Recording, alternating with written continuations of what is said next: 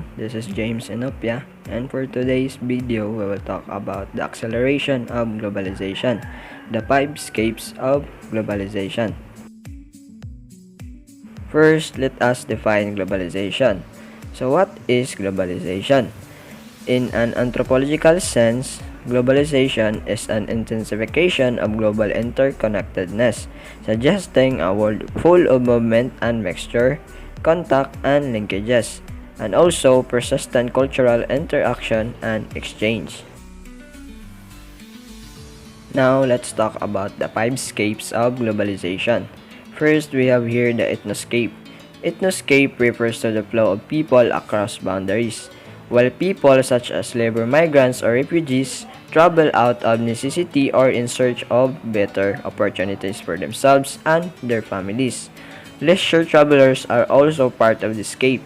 So the World Tourism Organization, a specialized branch of United Nations, argues that tourism is one of the fastest growing commercial sectors and the approximately 1 in 11 jobs in developing world. And there is a fine line between tourists expecting service while on vacation and tourists treating local people like servants. And this latter scenario exemplifies the unequal power of relationships that develop in these kinds of situations. And such power relationships concern responsible of social scientists. The next scape of globalization is the technoscape. So it refers to the flows of technology and the ability to move such technology at rapid speeds. And this is due to the physical boundaries technology is able to maneuver around. So Apple's iPhone is just one of the example of how the movement of technologies across boundaries can radically affect day-to-day life for people all along the commodity chain. So sales records are surpassed with each release of a new iPhone, and with a line of customers spilling out of Apple stores and snacking around the block, demand for this new product drives a fast and furious pace of production. So the revenue associated with the production and export of technological goods is drastically altering the international distribution of wealth. So as the pace of technological innovation increases, so does the flow of technology. So for example, the large-scale production and distribution of the printing press throughout the Europe and beyond, it dramatically changed the ways in which people thought of themselves as members of not only of local communities but to the national communities as well. The next scape is the ideascape. So it refers to the flows of ideas, and this can be small scale, such as individual posting her or his personal views on Facebook for public consumption, or it can be a larger or more systematic. So for example, missionaries Christian missionaries to the Amazon region made it their explicit goal to spread their religious doctrines. So in addition to the fact that all people have agency to accept, reject, or adopt the ideologies that are introduced to or imposed on them.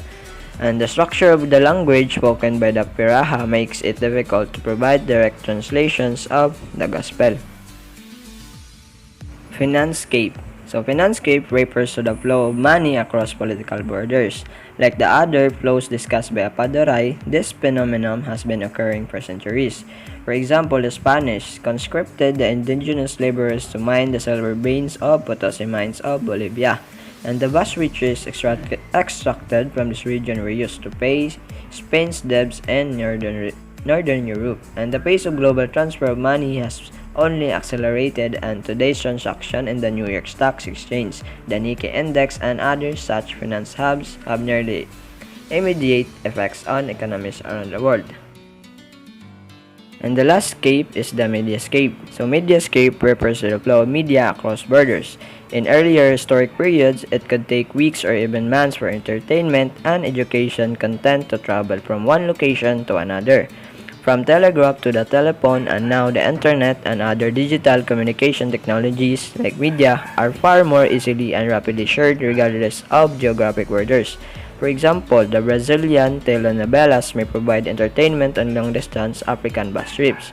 And also, Bollywood films are shown in Canadian cinemas, and people from around the world regularly watch mega events, such as the World Cup and the Olympics from wherever they may live. And that's all for the 5 escapes of globalization. Thank you so much for taking the time to watch my video, and I hope you learned something from it. And once again, thank you and God bless.